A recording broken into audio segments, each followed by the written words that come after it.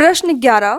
भारतीय राष्ट्रीय ध्वज पर अशोक चक्र का आधिकारिक रंग क्या है? आपके ऑप्शंस हैं 1 काला, 2 नेवी ब्लू, 3 गहरा भूरा, 4 सफेद। आपका समय शुरू होता है अब। 5, 4, 3, 2, 1। आपका सही जवाब है 2 नेवी ब्लू। तिरंगे में अशोक चक्र को नीले रंग से दर्शाया गया है। अशोक चक्र का दूसरा नाम समय चक्र भी है। अशोक चक्र सफेद पट्टी के मध्य में होता है। अशोक चक्र में 24 तीलियां होती हैं, जो लोगों को 24 घंटे काम करने के लिए प्रेरित करते हैं। यह गति का भी प्रतीक है, जो जीवन को दर्शाती है। जीवन हमेशा गति में रहती है, जबकि मृत्यु स्थिर होती है, उसमें कोई गति नहीं होती। प्रश्न 12। भारतीय तिरंगे झंडे की बुनाई के लिए पसंदीदा कपड़ा कौन सा है? आपके ऑप्शंस हैं 1 कपास, 2 पॉलिस्टर, 3 खादी, 4 टेरिकॉट। आपका समय शुरू होता है अब। 5,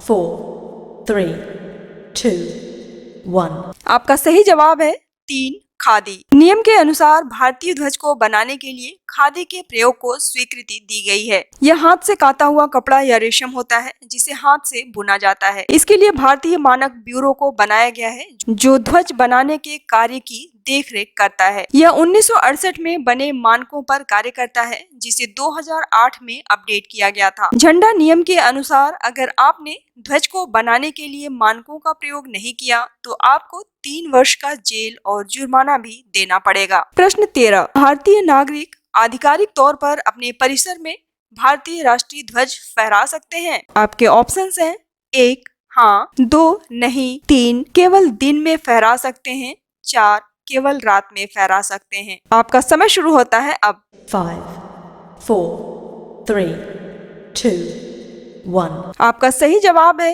1 हाँ। भारतीय नागरिक अपनी संपत्ति पर राष्ट्रीय ध्वज को पूरी स्वतंत्रता के साथ फहरा सकते हैं, जब तक कि ध्वज का सम्मान बना रहता है। ध्वज को फहराने के समय को लेकर कोई नियम नहीं है। भारत के ध्वज नियम को 20 जुलाई 2022 को केंद्र सरकार द्वारा बदल दिया गया। इस नियम के अनुसार सरकार ने यह बदलाव किया कि चाहे दिन हो या रात हो, चाहे सार्वजनिक स्थान हो या व्यक्तिगत स्थान हो, ध्वज फहराया जा सकता है। प्रश्न 14। भारतीय राष्ट्रीय ध्वज के कागजी ध्वज संस्करणों का उपयोग राष्ट्रीय सांस्कृतिक और खेल आयोजनों में किया जा सकता है। आपके ऑप्शंस हैं 1 हाँ, 2 नहीं, 3 केवल विशेष अवसरों पर, 4 केवल रात में। आपका समय शुरू होता है अब। 5, 4, 3, 2, 1। आपका सही जवाब है 3 केवल विशेष अवसरों पर। जब कभी राष्ट्रीय सांस्कृतिक या खेल के समारोह का आयोजन किया जाता है, तो सरकारी लोगों को ध्वज के प्रयोग के लिए प्रोत्साहित किया जाता है। कुछ खास अवसरों पर ही आम जनता को कागज से बने ध्वज को फहराने का अधिकार प्राप्त है। समारोह पश्चात झंडे को जमीन पर नहीं फेंकना चाहिए। इस झंडे को एक विशेष रूप से रखने का प्रावधान है। प्रश्न 15। राष्ट्रीय ध्वज के लिए डिजाइन और निर्माण प्रक्रिया किसके द्वारा नियंत्रित की जाती है? आपके ऑप्शंस हैं 1 भारतीय मानक ब्यूरो, 2 भारतीय ध्वज संहिता, 3 भारत का संविधान, 4 उपरोक्त में से कोई नहीं। आपका समय शुरू होता है अब। 5, 4, 3, 2, 1। आपका सही जवाब है 1 भारतीय मानक ब्यूरो। भारतीय मानक ब्यूरो ने 3 दस्तावेज दिए हैं, जिनमें झंडे को बनाने और इसे दर्शाने के नियम दिए गए हैं। यह ब्यूरो भारतीय राष्ट्रीय मानक संस्था है। अपने देश का झंडा गर्व और एकता का प्रतीक है, जो राष्ट्रीयता को दर्शाता है। यह हमें बताता है कि झंडे को किस कपड़े से बनाना है और इसे किस प्रकार फहराया जाना चाहिए। भारतीय झंडे को बनाने के लिए केवल खादी का ही प्रयोग किया जा सकता है। प्रश्न 16।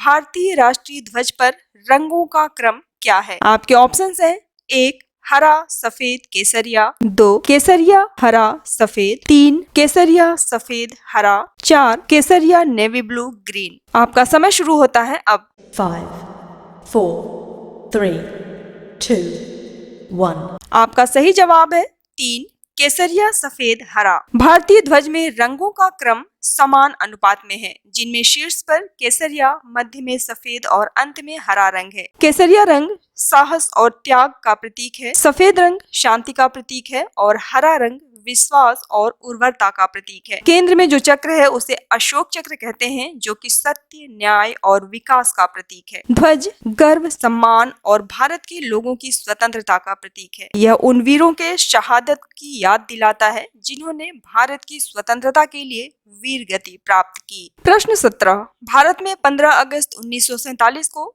जवाहरलाल नेहरू द्वारा भारतीय ध्वज को सार्वजनिक रूप से कहां फहराया गया था? आपके ऑप्शंस हैं 1 दिल्ली, 2 कलकत्ता, 3 लाल किला, 4 मुंबई। आपका समय शुरू होता है अब। 5, 4, 3, 2, 1. आपका सही जवाब है 1 दिल्ली। 15 अगस्त 1947 को भारतीय ध्वज को पहली बार नई दिल्ली इंडिया गेट के पास प्रिंसेस पार्क में फहराया गया था। जवाहरलाल नेहरू को इस ध्वज को फहराने का सौभाग्य प्राप्त हुआ। सभी को आश्चर्यचकित करने के लिए आकाश में एक इंद्रधनुष दिखाया गया था, जिसे देखने के लिए ढेर सारे लोग वहां एकत्रित हुए थे। प्रश्न 18। आजाद भारत का झंडा कब अपनाया गया था? आपके ऑप्शंस हैं 1 1930, 2 1931, 3 1946, 4 1947। आपका समय शुरू होता है अब। 5, 4, 3, 2, 1. आपका सही जवाब है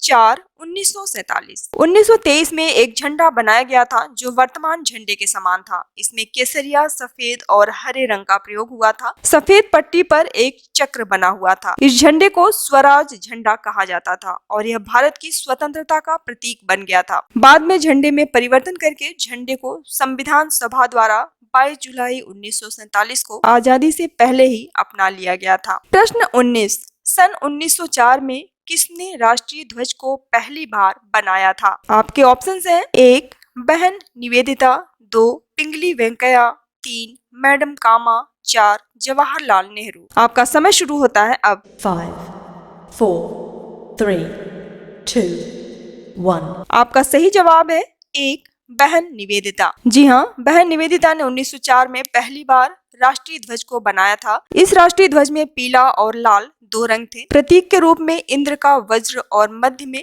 बंगाली भाषा में वंदे मातरम लिखा हुआ था। पीला और लाल रंग स्वतंत्रता और सफलता का प्रतीक था तथा वज्र शक्ति का प्रतीक था। वह आयरिश शिक्षिका, लेखिका और आंदोलन की सदस्य थीं जिन्होंने अपना विद्यालय खोला था। वह विवेकानंद की अनुयायी भी थीं। प्रश्न 20।